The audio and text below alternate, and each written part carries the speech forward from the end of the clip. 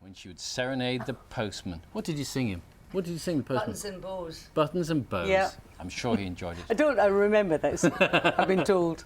Now, after more than 40 years in show business, she's returning to her first love, which is acoustic folk music. And we're going to be talking to Barbara about her latest work, which is a tribute to the songwriter Gerry Rafferty, in just a moment. First, though, you'll enjoy this. Here's a reminder of those early pop hits which made your name.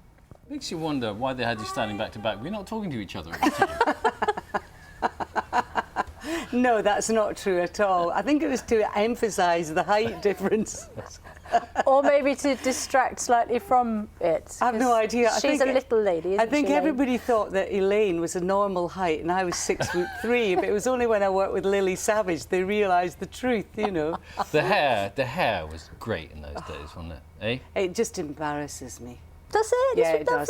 We look like drag queens.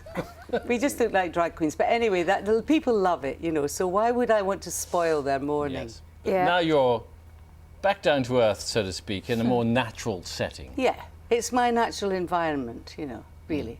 To be a proper player, play the guitar, play the piano and sing. And you have this album of Gerry Rafferty songs. Yeah.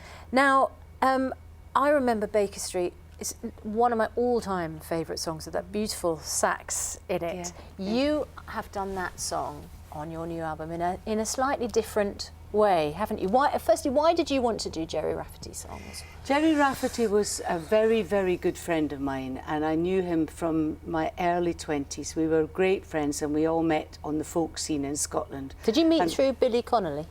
No, not particularly, but we were all working in the same environment. You know, working in folk clubs and doing that that sort of work. And it was all acoustic music, beautifully sung. It was organic, you know, the sort of stuff that I like, that I came from.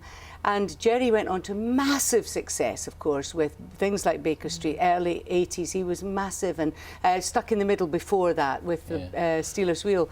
But the thing was that he continued to write beautiful songs as he went on, and he only died in 2011. During that time, he wrote fantastic music, which now he's no longer with us. I got this idea, it came flying at me from various directions, but people said, why don't you do a whole album of the songs of Gerry's? Because I'd done them in my shows. I did The Right Moment, I'd done The Royal Mile, I'd done Over My Head, lots of songs of his in the past. So I worked with Troy Donackley, who's now my musical collaborator, and I knew that he would do a fantastic job with these songs. And you're right, there's no sax in Baker Street. Yeah. That line, da da da da da da, it's all done on violins. It's a string quintet, but it doesn't diminish it in any way. It's just points up the songs. I think people look at the song as opposed to looking at the production. Now, we haven't got Baker Street, we have got another of the songs off the album. This is The Light of Love. Oh, yeah, that's great. Let's have a look. And I awaken to the light of love, the kind of love I want to share with you every day.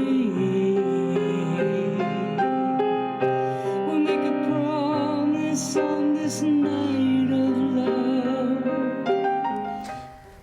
That's the wonderful Neil Drinkwater playing the piano there. And it's a true test of a song, really, if when you strip it down, there's nothing else to hide behind us whether it stands up on its own or not. You've got it. Yeah. That's actually, you've got what it's all about. If you take the song to bits and it works and it's a beautiful song, it's going to work when you put it back together. And if you take it to bits, like I've done many times with many songs, you're left with a pile of nothing. Yeah. But those songs are great. It's not like that anymore. It's all autotune, isn't it? Well, there's a lot of autotune, a massive production, which supports something which I don't really approve of. I just wonder, though, is there the temptation to use things like autotune because everybody else is, and if you know, some people like some people like the imperfections, if you like, but say, oh, well, if everybody else is sounding perfect, I've got to as well. I think so. There's a lot of that. It's like size and models and all that stuff. There's a kind of template and everybody's got to fit into that. Well, I have nothing to do with that because I don't need to. I'm living in a sort of parallel universe to that. And that's good for me because it means I can make real music, I can play for people live with real people, it's not overproduced, and the songs are absolutely at the kernel of what I'm doing. If the song doesn't mean anything, it doesn't work.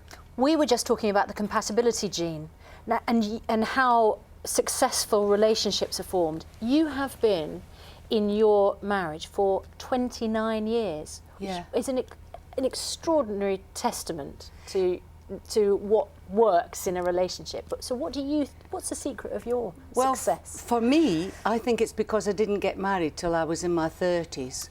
So I kind of kissed a lot of frogs by that time. And I kind of got, you know, I knew what I wanted. And I didn't really know what I did want. I knew what I didn't want. That's most important. Yeah. And then so when I married Oliver, who's much younger than me, he's the one you should be asking the question, because he was in his 20s, but he just always wanted to be married and to have children and live a life like his wonderful father, who was a great actor called Barry Cookson.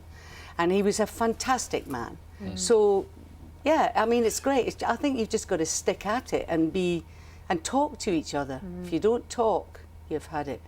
Sound advice from Barbara Dickson. Thanks very much, Barbara. Lovely to talk to you. You're on tour, aren't you? Yeah, 9th of October we're doing Glasgow, Edinburgh, London, Birmingham, The Sage, and all sorts of stuff. So Barbara's new album, To Each and Every One's, out on the 1st of September, which is coming up very shortly. And as she mentioned, On tour too. She's on tour in October and November.